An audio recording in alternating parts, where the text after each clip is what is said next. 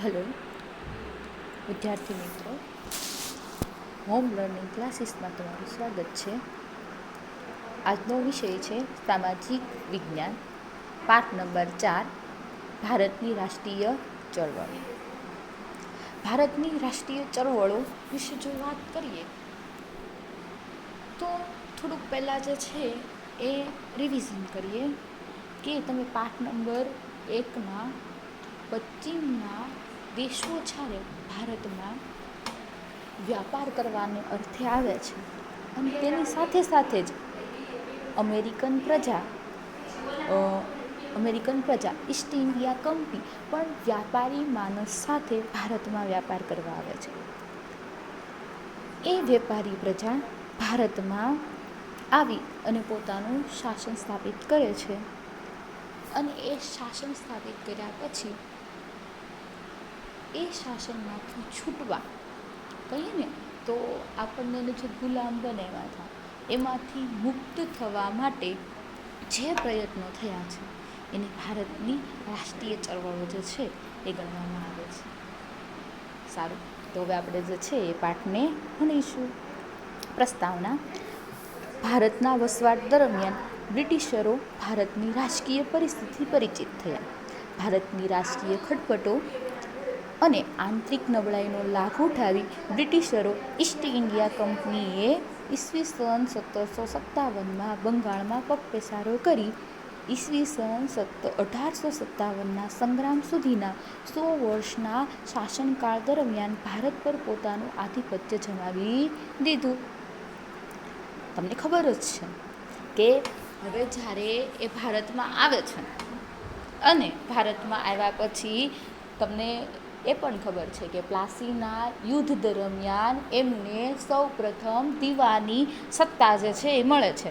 હવે દીવાની સત્તા એટલે શું ભાઈ? તો કે કર ઉઘરાવવાનો અધિકાર. હવે જ્યારે કર ઉઘરાવવાનો અધિકાર અંગ્રેજોને જ્યારે મળે છે ત્યારે જે છે એ કાયદાકીય રીતે એને રાજકીય ક્ષેત્રમાં પોતાનો અધિકાર જે છે એ જમાવી દીધો છે. હવે જ્યારે એને અહીંયા શાસન કરવું છે, રાજ કરવું છે, તો કંઈક પરિચિત તો થવું જ પડે ને. તો એને ભારતની પરિસ્થિતિથી વાકેફ થઈ ગયા. કઈ પરિસ્થિતિથી વાકેફ થયા? તો ભારતની જે નબળાઈઓ હતો એનીથી. ભારતની કઈ નબળાઈ? તો કે આંતરિક ખટપટો. અને આંતરિક ખટપટો એ પણ કેવી પાછી? તો કે રાજકીય ખટપટો. રાજકીય ખટપટોમાં જે છે એ દરેક રાજા જે છે એ પોતાનું રજવાડું, આ મારું છે, આ પેલાનું રજવાડું છે, એવું જે છે એ કહીએ ને તો એક સ્વાર્થપણાનો ભાવ હતો. ભારત મારો દેશ છે ને અમે બધા રાજા જે છીએ એ ભારતમાંના સપૂત છીએ, એવો સ્વદેશ પ્રેમનો ભાવ, એવો જે પૂર્ણ ભારતનો, પૂર્ણ સ્વરાજનો ભાવ એ વખતે રાજામાં હતો. એ આંતરિક નબળાઈઓ, એવી ખટપટો જે છે એ અમેરિકાના લોકો, એટલે કે આપણે કહીએ ને બ્રિટિશરો જે છે એ જાણી જાય છે. આ બ્રિટિશરો જે છે એમાં અહીંયા વેપાર કરવા આવેલા એ કોણ હતા? તો કે એ કંપની હતી. કઈ કંપની? તો કે ઈસ્ટ ઇન્ડિયા કંપની. તમને ખબર છે, આપણે પાઠ નંબર 1માં ભણ્યા ત્યારે હોકિન્સનના કહીએ ને તો નેતૃત્વ નીચે એલિઝાબેથ જે છે એને પૂર્વના દેશ સાથે વ્યાપાર કરવાની પરમિશન આપી હતી. એ લોકો અહીંયા આવી વ્યાપારી પ્રજામાંથી જે છે એ પ્લાસીના યુદ્ધ પછી દીવાની સત્તા મેળવે છે. એ 1757ના બંગાળમાં યુદ્ધ પછી જે છે એ અહીંયા પગ પેસારો કરે છે. એ પગ પેસારા પછી ધીમે ધીમે જે આગળ વધતા જાય છે અને આપણી ખટપટનો, આપણી નબળાઈઓનો લાભ લઈ અને 1857 સુધી જે છે એ આપણી ઉપર શાસન કરે છે.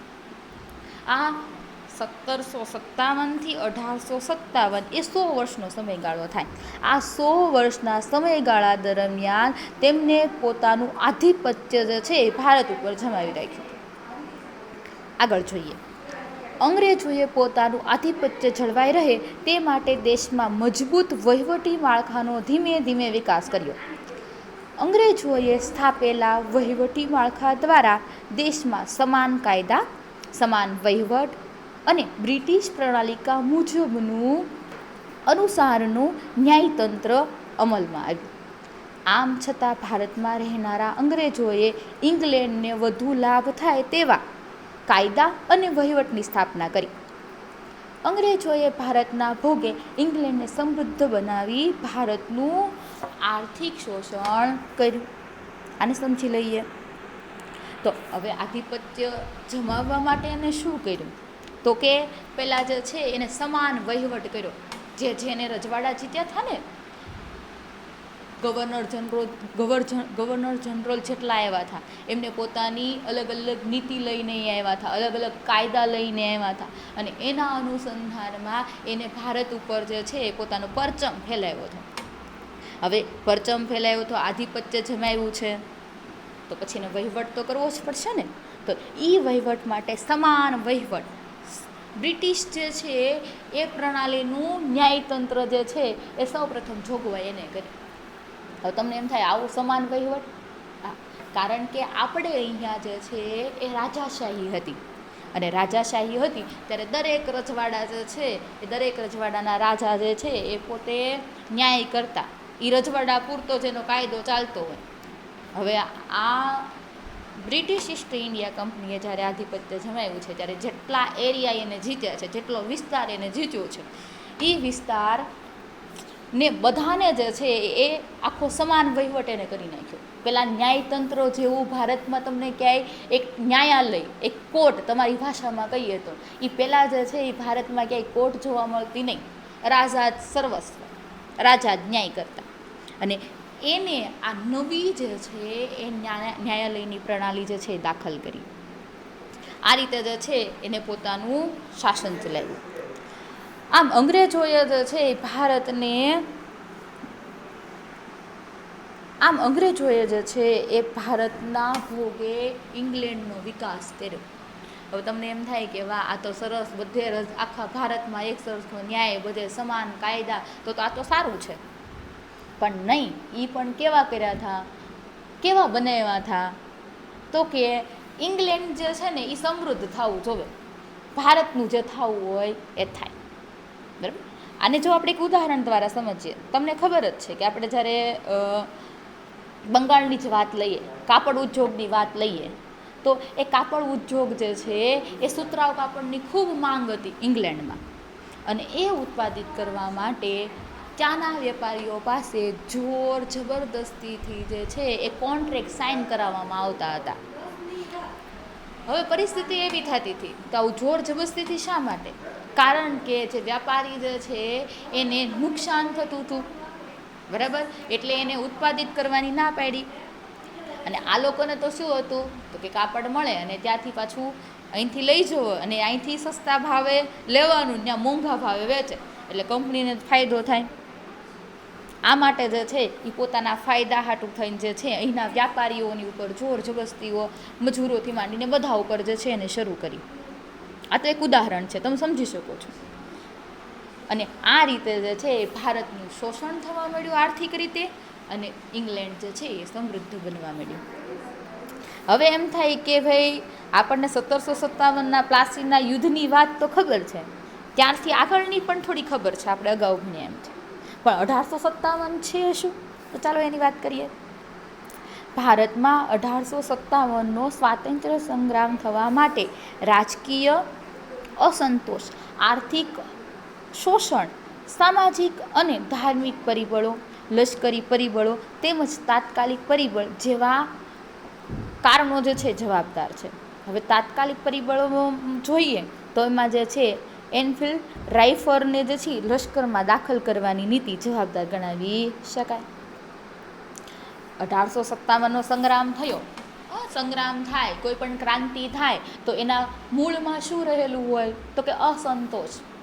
જ્યારે દરેક વ્યક્તિનો અસંતોષ ભેગો થાય અને એ અસંતોષ બધાની સમાન લાગણીઓ જે છે અનુભવે, અને ત્યારે જે છે એ સંગ્રામ કે ક્રાંતિ થતી હોય છે. અને આ 1857ના સંગ્રામમાં જે છે એ દરેક પ્રજાને જે છે એ અસંતોષ મહેસૂસ થાય છે. બરાબર? રાજકીય અસંતોષની જો સૌ પ્રથમ વાત કરીએ તો ઉદાહરણ દ્વારા સમજીએ. રાણી લક્ષ્મીબાઈ જે છે, બરાબર છે, એને પુત્ર ન હોવાના કારણે એનું રજવાડું જે છે એ બ્રિટિશ ઈસ્ટ ઇન્ડિયા કંપનીએ જે છે એ લઈ લીધું હતું. તમને ખબર છે ને કે એની અંદર જે છે એ સમાવિષ્ટ કરી લીધું હતું. તો હવે કોઈ પણ રજવાડું છે, એ રજવાડાને યોગ્ય કારણ વગર એની અંદર સમાઈ લેવા, તો આ રાજકીય અસંતોષ તો જોવા મળશે ને. આવા અનેક ઉદાહરણો છે, અનેક હિસ્ટ્રીમાં જે છે એ તમે જોયું હશે. આર્થિક અસંતોષની વાત કરીએ તો આપણે બંગાળનું ઉદાહરણ જોયું હતું, બરાબર છે. કલાકારો, હુનર કારીગરો જે છે એના વ્યવસાયો પડી ભાંગ્યા હતા. આ મોટું જવાબદાર કારણ છે. સામાજિક કારણ જોઈએ અને ધાર્મિક કારણ, આ સંગ્રામ થવા પાછળનું પરિબળ જોઈએ તો સામાજિકમાં તો રાજા રામમોહન રાય એને જે સતી પ્રથાનો આમ કહીએ ને તો એક સારી વસ્તુ હતી, પણ એ સમયની જનતા જે છે એને સતી પ્રથા વિરુદ્ધ જે કાયદો બન્યો એને એમ લાગતું હતું કે અમારા રીતિ રિવાજોમાં અંગ્રેજો આ વિક્ષેપ કરે છે, અમારા ધર્મ માટે જે છે એને કોઈ ભાવના નથી, અમારા ધર્મથી અમે ભ્રષ્ટ થઈ જઈએ છીએ, આવું એને લાગતું હતું એ સમયની પ્રજાને. અને ધાર્મિક પરિબળમાં જોઈએ તો કહીએ છીએ ને કે અંગ્રેજોએ જે છે એ ખ્રિસ્તી ધર્મના પ્રચાર માટે જે છે એ ભારતમાં અનુમતિ આપી હતી. તમે હિસ્ટ્રી વાંચજો તમને ખ્યાલ આવશે કે ધર્મ માટે જે છે એ પ્રસારની છૂટ આપી હતી. ત્યારે જે છે હિન્દુ પ્રજાને એમ પણ થયેલું કે અહીંયા આવીને આ ધર્મનો પ્રસાર કરવાની છૂટ, કે એ અસંતોષ છે, બરાબર. બીજા બધા ઘણા બધા છે. અને જો તાત્કાલિક પરિબળ કેવું હોય 1757ના સંગ્રામ માટે, વિપ્લવ માટે, તો લશ્કરમાં જે છે ને એક રાઇફલ, તમારી ભાષામાં કહીએ ને તો એક બંદૂક, એ મૂકવામાં આવી. એ કઈ છે? Enfield rifle. હવે આમાં થતું હતું શું, આપણે એને જાણવું તો પડે ને કે કેવી હતી, કે આવડો મોટો સંગ્રામ થઈ ગયો, તાત્કાલિક કારણ બની ગયું.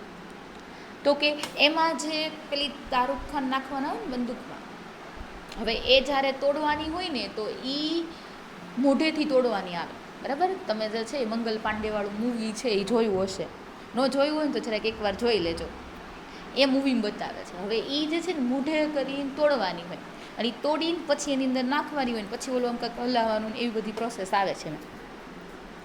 હવે એ જ્યારે તોડે છે તો એની અંદર એવું થાય છે, ડુક્કર અને ગાયની ચરબીથી જે છે એ બનાવેલું હોય છે, એ પેકિંગ કરેલું દારૂખાનવાળું, બરાબર છે.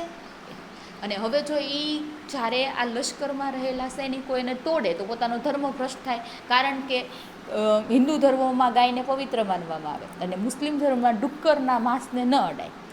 આ પોતાના ધર્મોના પોતાની શ્રદ્ધા અને આવું બધું છે.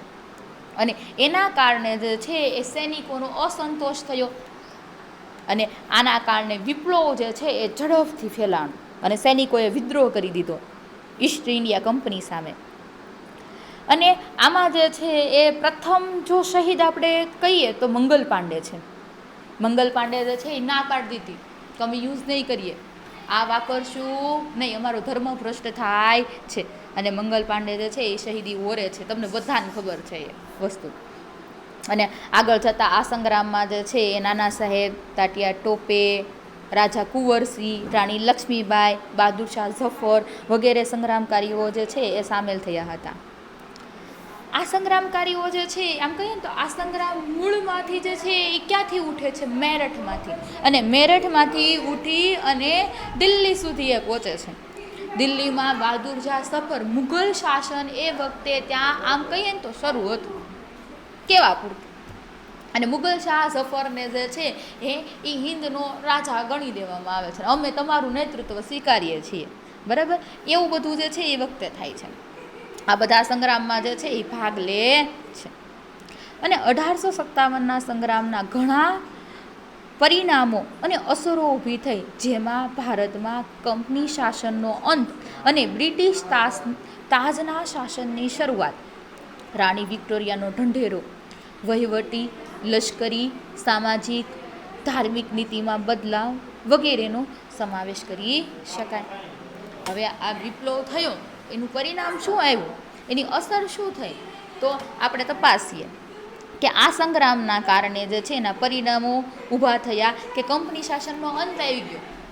હવે જે કંપની રાજ કરતી હતી ભારત ઉપર, બરાબર છે, જે પ્રદેશો એને જપ્ત કર્યા હતા, જે પ્રદેશો ઉપર એને આધિપત્ય જમાવ્યું હતું, એનો અંત આવ્યો. તો આપણે એમ થાય કે હવે આપણે તો જોઈએ છીએ કે ગાંધીજી લડતા હતા ત્યાં સુધી તો આ બ્રિટિશ લોકો જ હતા, એ જ હતા. પણ એ બ્રિટિશ ઈસ્ટ ઇન્ડિયા કંપની, જે વ્યાપારી કંપની હતી ને, એનું શાસન જતું રહ્યું. ત્યાંનું જે રાણી વિક્ટોરિયા જે રાણી છે, હવે એનું શાસન ભારત ઉપર શરૂ થયું. કંપની શાસનમાંથી હટી ગઈ અને હવે જે છે રાણી વિક્ટોરિયા જે છે એ આમાં આવે છે. અને એટલે તેને એમ કહેવાય છે તાજ શાસનની શરૂઆત. અને આ તાજ શાસનની શરૂઆત થાય છે. અને આના કારણે જે છે આપણે જોઈએ તો લશ્કરી વહીવટોમાં, સામાજિક ધાર્મિક નીતિમાં જે છે બધે બદલાવ આવે છે. હવે કંપની તો હટી ગઈ છે, હવે તાજ શાસન આવ્યું છે, તો તાજ શાસન પોતાના જે છે એ નિયમો લાવવાની છે. તો આના બધાના ઉપર જે છે એ અસરો થઈ છે. બરાબર.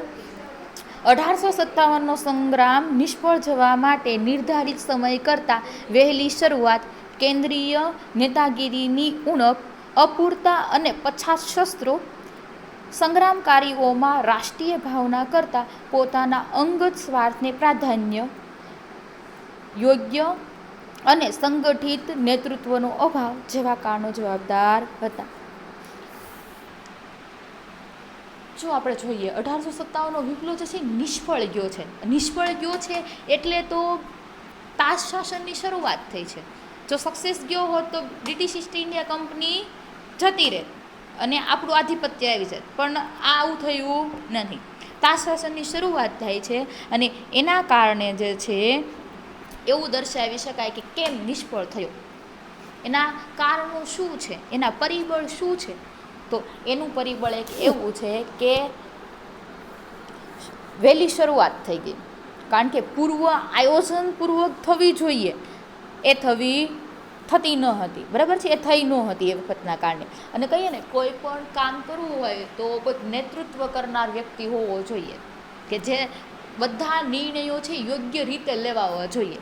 એવું યોગ્ય નેતૃત્વનો જે છે એ અભાવ હતો. તમારી ભાષામાં કહીએ ને તો લીડરશીપ, એ લીડરશીપનો અભાવ જે છે એ આપણને આ સંગ્રામમાં જોવા મળે છે.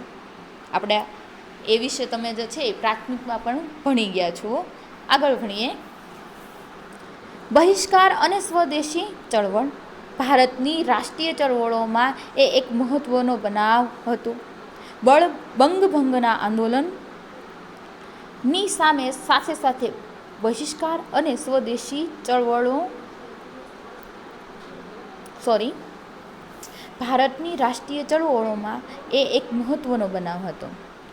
બંગભંગના આંદોલનની સાથે સાથે બહિષ્કાર અને સ્વદેશી ચળવળનો અંગ્રેજોની કૂટનીતિના પરિણામરૂપ ભાગલા પાડો અને રાજ કરોની નીતિને લીધે બહિષ્કાર અને સ્વદેશી ચળવળને વેગ મળ્યો. બહિષ્કાર અને સ્વદેશી ચળવળ, જો આ પોઈન્ટને સમજીએ તો બંગભંગ, તમને ખબર છે કે આપણું બંગાળ અત્યારે તમે જે જોવો છો ને એ એવડું બંગાળ નહોતું, બહુ મોટું હતું. પૂર્વના રાજ્યો છે એ પણ એમાં સમાવિષ્ટ હતા અને આ સાઈડનો એરિયા પણ વધારે હતો. હવે આટલું મોટું બંગાળ જે છે એને ભાંગી નાખવામાં આવ્યું એટલે કે બે ભાગલા કરી નાખ્યા. બરાબર. હવે આ બે ભાગલા કરી નાખ્યા તો પછી અસંતોષ તો જન્મવાનો જ છે ને. આપણું જ ઘર હોય, આપણે સરસ મજાના રીતે રહીએ છીએ ને એ કોઈ એમ કે આ ભાઈ આપણા ઘરમાં જે છે એ વિભાજન કરી નાખવું છે, તો આપણે સહન કરીએ? ન કરીએ ને. તો બંગાળના લોકો જે છે એની સામે ઉગ્ર વિરોધ જે છે એ દર્શાવે છે અને એક રાષ્ટ્રીય ચળવળ જે છે આમ કહીએ ને તો એ ચાલે છે. અને એમાંથી સ્વદેશી ચળવળ જે છે એ જન્મ લે છે. આ સ્વદેશી ચળવળ શું છે તો કે સ્વદેશી ચળવળમાં જે છે એ બ્રિટિશથી જે પાકો માલ બનીને આવતો હતો ને, અહીંયા કાચો માલ અહીંથી લઈ જાય, પછી ત્યાં ઔદ્યોગિક ક્રાંતિ થઈ હતી. બરાબર. યંત્રો દ્વારા પાકો માલ બનાવવામાં આવે અને એ પાછો ભારતના બજારમાં વેચવામાં આવે. અને એ નીતિ હતી ને એનો બધાએ બહિષ્કાર કર્યો. આપણે કહીએ ને તો મેડ ઇન ઇન્ડિયા, આપણી ભાષામાં કહીએ તો મેડ ઇન ઇન્ડિયા જ વાપરવાનું. બરાબર છે. કોઈ પણ દેશનું હોય તે નહીં વાપરવાનું. એવી ચળવળ જે છે એ વખતે થઈ હતી. અને અંગ્રેજોની નીતિ તો તમને ખબર જ છે કેવી હતી. કૂટનીતિ. શા માટે? સામે લડી શકતા નહોતા. તમને પ્લાસીન યુદ્ધમાં ખબર જ છે કેવી ખટપટ કરી હતી. સિરાજુદ્દૌલાને જે છે એ કૂટનીતિથી ધરાયો હતો, નકર હારે એમ જ નહોતું. આ કૂટનીતિના પરિણામ જે છે એનું કેવું હતું, ભાગલા પાડો અને રાજ કરો. બધા ભેગા થાય અને સંયુક્ત થાય ને આપણને અહીંયા રાજ ન કરવા દે, એની કરતાં તો આને વિભાજન કરો, એવી નીતિ અંગ્રેજોએ રાખી હતી. અને ભાગલા પાડો અને રાજ કરોની નીતિ જે છે એ અપનાવે છે. અને એની સામે જે છે આ બધા સ્વદેશી ચળવળ ચલાવે છે. સ્વદેશી ચળવળ ચલાવવાથી શું ફાયદો થાય છે, આવું કેમ કર્યું, સ્વદેશી ચળવળ જ કેમ ચલાવી? તો અંગ્રેજોની જે છે એ થોડીક આમ ઇન્કમ જે છે એ આવક, નાણાં ઓછા કરવા પડે ને, એમને સમૃદ્ધ બનાવવું. એ માટે શું કર્યું, આપણે આપણું જ વાપરીએ. ગામડા જે છે એ મજબૂત થાય. તમને ખબર છે પહેલાં આપણું ગામડા જ મજબૂત હતા. ગામડા છે ને એ સ્વનિર્ભર હતા. અને સ્વનિર્ભર ગામડા હોય તો એકબીજા ઉપર એકબીજા ડિપેન્ડેડ હોય તો તમને ખબર જ છે બધાને રોજગારી મળવાની છે, બરાબર. એટલે આ સ્વદેશી જે છે એ ચળવળ થઈ અને એના કારણે આપણું નાણું જે છે અહીંયા ને અહીંયા રહે અને એને વેગ મળ્યો. આગળ જોઈએ. બ્રિટિશ શાસન સમયે બંગાળ એ સૌથી મોટો પ્રાંત હતો, જેમાં આજના બંગાળ, બિહાર અને ઓડિશાનો સમાવેશ થતો હતો. ભારતના બીજા પ્રદેશો કરતાં બંગાળ રાષ્ટ્રીય ચેતનાનું કેન્દ્ર બિંદુ હતું. આને સમજીએ. જો બંગાળ કહીએ ને તો એક આમ બહુ મોટો અને મહત્ત્વનો પ્રાંત ગણાતો હતો. બંગાળમાં તમને ખબર છે કે એક મોટું બંદર પણ છે, બરાબર. આપણે જેને કોલકાતા બંદર, આજમાં પણ જે છે એ મોટું બંદર ગણાય છે. એ વખતે પણ જે છે એ મહત્ત્વનું હતું. આગળ વાત કરીએ તો આ બંગાળ જે છે તો કે એ બંગાળમાં કયા કયા વિસ્તારનો સમાવેશ થતો હતો? તો બંગાળ તો ખરું જ. બીજું જોઈએ તો બિહાર, આ સાઈડનું, બરાબર, પૂર્વ દિશામાં જોવો તો નકશામાં જોજો જરા. પછી જે છે આ સાઈડ આવો તો ઓડિશા. આ ત્રણેય જે છે એની અંદર સમાઈ જતા હતા, અમુક એના ભાગ સમાઈ જતા હતા આખે આખા. અને આ મોટું જબર જે છે, આટલું મોટું જે છે એ બંગાળ હતું. અને ભારતમાં બંગાળ જે છે ને રાષ્ટ્રીય ચેતનાનું કેન્દ્ર બિંદુ હતું, કારણ કે સૌથી વધારે ત્યાં જ અંગ્રેજોએ શાસન કર્યું છે અને સૌથી વધારે જે છે એ સ્વતંત્રતા માટેની ચળવળના અવાજ પણ ત્યારથી જ ઉઠેલા છે, બરાબર. આગળ જોઈએ. રાષ્ટ્રીય ચળવળનો વેગ અને વિચાર બંગાળમાંથી મળતો વળી 1857ના સંગ્રામમાં હિન્દુ અને મુસ્લિમ એકસાથે અંગ્રેજો સામે લડ્યા હતા. તેથી ભાગલા પાડો અને રાજ કરોની અંગ્રેજોની નીતિ દ્વારા કોમવાદને ઉત્તેજન આપવા માટે ભાગલા પાડવામાં આવ્યા હતા. આ ભાગલા પાડ્યા એનું કારણ જો આપણે કહીએ ને, મોટામાં મોટું કારણ એ હતું, કારણ કે 1857નો વિપ્લવ થયો ને ત્યારે જે છે મુસ્લિમ અને હિન્દુ બંને જે છે એ સાથે મળીને જે છે એ સંગ્રામમાં જોડાણા હતા. હવે આ બધા સાથે મળી ગયા છે તો હવે એક મહાશક્તિ તરીકે જે છે એ સામે આવવાના છે અને અંગ્રેજોને લડવું મુશ્કેલ પડતું હતું. ત્યારે એને જે છે ને એ કૂટનીતિ વાપરી કે આને જે છે ને આપણે એમ કરીએ કે કોમવાદ ઊભો કરી દઈએ, બરાબર છે. જે હિન્દુ મુસ્લિમ ભાઈ ભાઈ હતા એની અંદર છે ને ફૂટ નાખવાનું કામ કર્યું અને આ ભાગલા એટલે જ પાડ્યા હતા, બરાબર. આગળ જોઈએ. વાઇસરોય કર્ઝન દ્વારા વિશાળ બંગાળ પ્રાંતના વહીવટી કાર્ય ક્ષમતા લાવવાના બહાના હેઠળ પૂર્વ બંગાળ અને પશ્ચિમ બંગાળ એમ બે ભાગ પાડ્યા હતા. આમાંથી પ્રશ્ન એ પૂછાઈ શકે કે બંગાળના ભાગલા કોને પાડ્યા હતા? તો વાઇસરોય કર્ઝને. કેવા ભાગલા પાડ્યા? તો કે બે પાડ્યા. કયા? તો કે પૂર્વ બંગાળ અને પશ્ચિમ બંગાળ, બરાબર. પૂર્વની સાઈડનું પૂર્વવાળું, પશ્ચિમની સાઈડનું પશ્ચિમવાળું. બંગાળના ભાગલાનો ઉગ્ર વિરોધ શરૂ થયો 16 ઓક્ટોબર 1905ના રોજ બંગાળ પ્રાંતના ભાગલાનો અમલ કરાયો. તે દિવસ સમગ્ર બંગાળ પ્રાંતમાં રાષ્ટ્રીય શોક દિન તરીકે જે છે એને મનાવાયો. તે દિવસે તમામ વિદેશી માલના બહિષ્કારનું આંદોલન અને સ્વદેશી માલના ઉપયોગને ઉત્તેજન આપવાનું એલાન પણ અપાયું હતું. તો જોઈએ, બંગાળના ભાગલાને જે છે એ ઉગ્ર વિરોધ તો થાય, આ સ્વાભાવિક જ છે, બરાબર છે. 16 ઓક્ટોબર 1905ના રોજ જે છે એ બંગાળ પ્રાંતના ભાગલા જે છે એ અમલમાં આવ્યા. પહેલાં તો ચોપડે ચડ્યા હતા, બરાબર. હવે જે છે અમલમાં આવ્યા કાયદા કઈ રીતે, બંનેના વહીવટ જુદા કરી દીધા. અને 16 ઓક્ટોબર 1905ના રોજ જે છે એ બંગાળ પ્રાંતના ભાગલા કરી દીધા. કોને? વાઇસરોય કરઝને. હવે આ દિવસે શું થયું તો કે રાષ્ટ્રીય શોક દિવસ તરીકે જે છે એને જાહેર કરવામાં આવ્યા.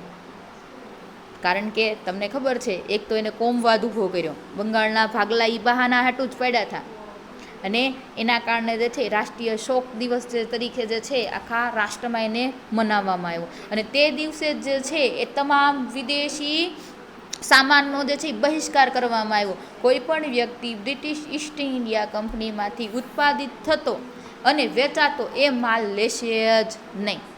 અને લેશે નહીં એટલું નહીં, સાથે સાથે સ્વદેશી માલ એટલે મેડ ઇન ઇન્ડિયા, ભારતમાં જે પણ ઉત્પાદિત થતું હશે એનો જ પોતાના રોજિંદા જીવનમાં ઉપયોગ કરશે. આવું એલાન જે છે એ રાષ્ટ્રીય શોક દિવસના દિવસે જે છે એ કરવામાં આવ્યું હતું. પરંતુ ભારતના અન્ય લોકો પણ માનવા લાગ્યા કે હિન્દમાં રાષ્ટ્રનો જુવાર જે જોરશોરથી શરૂ થયો છે તેને રોકવા આ વિભાજન કરાયું છે. અચાનક અંગ્રેજોને એવું કેમ પૂછ્યું કે બંગાળના ભાગલા પાડી દો? એ ભાગલા પાડવાનું મુખ્ય કારણ એ હતું કે જે અંગ્રેજોની ગુલામીમાંથી મુક્ત થવું હતું, બરાબર. અને અહીંયા કહીએ ને તો જે એની સામે 1857નો જે વિપ્લવ કર્યો હતો એને કહીએ ને તો દબાવવા માટે, બરાબર છે. અને એ બધાને એમ કહીએ ને તો એને દબી દેવા હતા. પોતાને શાસન કરવું છે તો પછી જે લોકો વિરોધ કરે છે ને દબાવવા તો પડે ને. એટલે આ આંદોલનને જે છે એ દબાવવાનો એ પ્રયત્ન કરવા માટે જે છે આ ભાગલા પાડ્યા હતા. તે દિવસ સમગ્ર બંગાળમાં હિન્દુ મુસ્લિમોએ એકબીજાને હાથે રાખડી બાંધીને સંગઠન શક્તિના દર્શન કરાવ્યા હતા. એને એમ હતું ને કે આ બંને જે છે હિન્દુ મુસ્લિમ જુદા કરી દઈએ, બરાબર, ભાગલા કરી દઈએ એટલે જે છે એ આપણે તો રાજ કરીશું. પણ એવું કાંઈ ન થયું. ઉલટાનું એવું થયું કે હિન્દુ મુસ્લિમો જે છે એ સાથે આવી ગયા અને એકબીજાને રાખડી બાંધી અને જે છે હંમેશા જ્યાં સુધી આઝાદી નહીં મળે ત્યાં સુધી બધા સાથે જે છે એ આ સંગ્રામમાં જોડાયેલા રહેશું, બધા સંઘર્ષો સાથે મળીને સહન કરશું. સંગઠન શક્તિના દર્શન તો કરાવ્યા. આ આંદોલનના મહત્ત્વના 3 લક્ષણો હતા, જેમાં સ્વદેશી અપનાવવું, વિદેશી માલનો બહિષ્કાર કરવો અને રાષ્ટ્રીય શિક્ષણ અપનાવવું. 2 વિશે આપણે અગાઉ વાત કરી છે. આંદોલનમાંથી જે છે મહત્ત્વના 3 લક્ષણો ઉભરી આવ્યા. સ્વદેશી માલ જે છે ને અપનાવવાનો, એની વિશે તો વાત કરી. વિદેશી માલનો બહિષ્કાર, એની વાત કરી કે ભાઈ ત્યાંથી જે ઉત્પાદિત થયેલું આવ્યું હોય એ કોઈ પણ વસ્તુ પશ્ચિમનું વાપરવાનું નહીં. ખાસ ઈસ્ટ ઇન્ડિયા કંપનીનું જે છે ઉત્પાદિત માલ કોઈ પણ વાપરવાનો નહીં. ત્રીજું હતું, બહુ મોસ્ટ ઇમ્પોર્ટન્ટ છે, બરાબર છે, રાષ્ટ્રીય શિક્ષણ અપનાવવું. તમને એમ પ્રશ્ન થાય કે એવું કંઈ હોય રાષ્ટ્રીય શિક્ષણ અપનાવવું? આવું શા માટે? કેમ આવું લક્ષણ એક બહાર આવ્યું? આવું કેમ આપણે કહેવું પડ્યું કે આપણે રાષ્ટ્રીય શિક્ષણ જ અપનાવશું? અંગ્રેજોએ જેમ ન્યાયતંત્ર લાવ્યા હતા ને એમ પોતાની એક શિક્ષણ નીતિ પણ લાવ્યા હતા, મેકોલોવાળી. મેકોલોએ જે છે એક નીતિ જે છે એ આપી હતી. સૌપ્રથમ અંગ્રેજોએ જે છે અહીંયા કોલેજવાળું શિક્ષણ ને આપણું જે પારંપરિક શિક્ષણ હતું ને આશ્રમવાળું એ બંધ થઈ ગયું હતું, બરાબર. શાળાકીય શિક્ષણ શરૂ થયું હતું. અંગ્રેજી શિક્ષણને જે છે એ પ્રાધાન્ય અપાતું હતું. આપણા જે ભારતીય મૂલ્યો જે છે એવું વાળું શિક્ષણની ઓછી જે છે એને કરી દીધી હતી, બરાબર છે. એની વિશે તમારે ડીપમાં બહુ સમજવાની જરૂર નથી, પણ આટલું સમજવાની જરૂર છે કે રાષ્ટ્રીય શિક્ષણ અપનાવવું આપણું શિક્ષણ છે, બરાબર. અહીંયા જે એની વાત જે છે અહીંયા થઈ હતી, બસ આટલું ઇનફ છે તમારા માટે સમજવા માટે. સ્વદેશી આંદોલનથી ભારતને ખૂબ લાભ થયો, જ્યારે વિદેશી માલના બહિષ્કારને પરિણામે ઇંગ્લેન્ડના વેપારને મોટો ફટકો પડ્યો. માન્ચેસ્ટરથી આવતું કાપડ બંધ થઈ ગયું અને ઇંગ્લેન્ડથી આયાત થતા ખાંડ, બૂટ, સિગારેટ, તમાકુ વગેરેની આયાતો પણ ઘટી અને ભારતમાં બનેલા કાપડનું વેચાણ વધ્યું. અને સ્વદેશી માલ બનાવવાના સ્વદેશી માલ બનાવવાના કારખાના શરૂ થયા. તો આ જ્યારે આ વિપ્લવ થાય છે, બરાબર છે, બંગાળના જે ભાગલા પડે છે અને એના જે છે એ 3 લક્ષણો ઉભરીને આવે છે: સ્વદેશી અપનાવવું, વિદેશી માલનો બહિષ્કાર અને રાષ્ટ્રીય શિક્ષણ અપનાવવું. આ સ્વદેશી આંદોલનથી ભારતને ખૂબ લાભ થયો. કયો લાભ થયો? તો કે જે છે એ ઇંગ્લેન્ડના વ્યાપારને મોટો ફટકો પડ્યો. આપણે ખરીદીએ જ નહીં તો એ નફો ક્યાં જ થવાનો છે? અર્થશાસ્ત્રનો નિયમ છે ને કે જે વ્યક્તિ વેચાણ કરે નફો એનામાં જાય. હું વેચાણ કરું તો મારામાં, તમે કરો તો તમારામાં નફો આવે. એમ ઇંગ્લેન્ડના લોકોએ વ્યાપાર કરતા હતા તો નફો એમને જવાનો છે. હવે આપણે ભારતનું ખરીદશું તો ભારતમાં નાણું રહેવાનું છે, નફો ભારતને જ રહેવાનો છે. તો એ નફો ભારતને વધ્યો અને એને જે છે એ ફટકો પડ્યો, નુકસાન થવા લાગ્યું. અને એના કારણે જે છે એ ઇંગ્લેન્ડથી થતી આયાતો એટલે કે ત્યાંથી કોઈ વસ્તુઓને ભારતમાં લાવવી, બરાબર, લેવી, આને છે ને આયાત કહેવાય સાદી ભાષામાં કહીએ તો ખાંડ છે, બૂટ છે, સિગારેટ છે વગેરે જે છે ને આયાતો ઘટી ગઈ. કારણ કે આપણે તો બધા મેડ ઇન ઇન્ડિયા યુઝ કરવાના છીએ. તો એ ઘટી ગઈ. તો હવે વેચાણ પણ ઓછું થઈ ગયું, નફો પણ ઓછો થઈ ગયો. તો આ સ્વદેશી ચળવળ જેનો જન્મ જ બંગાળના ભાગલામાંથી થયો હતો એની આપણે કંઈક ચર્ચા કરી. હજી થોડી બાકી છે, એ હવે આપણે આવતા પીરિયડમાં જે છે જ્યારે ઓનલાઈન લેક્ચર જો મૂકશું ત્યારે એની ચર્ચા કરીશું. આભાર.